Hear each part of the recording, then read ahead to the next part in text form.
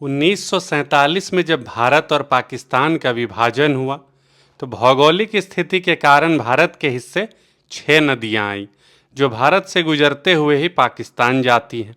इस कारण इन नदियों पर पूर्ण अधिकार भारत का बनता है। विभाजन के 2 वर्ष उपरांत पाकिस्तान को एहसास हुआ कि नदियों का विभाजन हुआ ही नहीं है, सभी नदियां भारत से आती हैं। भारत को इन 6 नदियों का पानी उपयोग करने नहीं देना है। यदि भारत इन नदियों का उपयोग करेगा तो भारत की कृषि भूमि में बड़े स्तर पर खेतीबाड़ी होने लग जाएगी। सो पाकिस्तान हो हल्ला मचा के भारत से इन 6 नदियों को मांगने लगा। ये हल्ला लगभग 5 वर्ष तक चलता है। तब नेहरू जी ने पाकिस्तान की तरफ दोस्ती का हाथ बढ़ाते हुए कहा, फिर क्या हुआ यदि 1947 में आप नदी बंटवारा करने से चूक गए? हम अपने हिस्से की इन 6 नदियों में से 3 नदियां, वो नदियां थी झेलम, चिनाब और सिंधु, आपको देने के लिए तैयार हैं और साथ में यानी कि बोनस में $25 करोड़ भी देंगे पाकिस्तान को। गौर करने वाली बात यह है कि इस केस में मांगने वाला पक्ष पाकिस्तान है और देने वाला पक्ष हमारा भारत है, पर उसके बावजूद पाकिस्तान चलकर भारत नहीं आया, बल्कि नेहरू जी खुद चलकर कराची गए यह संधि साइन करने। यह बिल्कुल ऐसा हुआ जैसे भारत कोई युद्ध हार गया हो और समझौते की टेबल पर बैठने पाकिस्तान में जाना पड़ा हो उसे।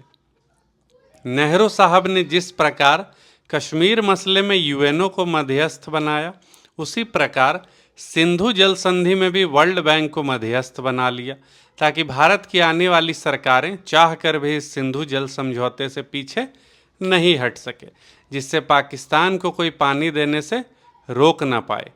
सोचिए, इस तरह का जो काम किया गया कि भविष्य में भी पाकिस्तान को पानी देने से नहीं रोक पाए कोई भी।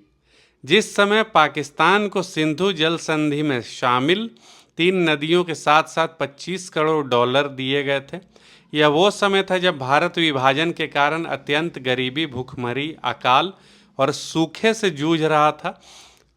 भारतवासी बहुत ही गरीबी में अपना जीवन व्यापन कर रहे थे, बहुत परेशान थे अपने दिनचर्या को लेकर, और ऊपर से पाकिस्तान बांग्लादेश से विस्थापित होकर आए हिंदुओं को बसाया भी नहीं गया था उस समय ढंग से।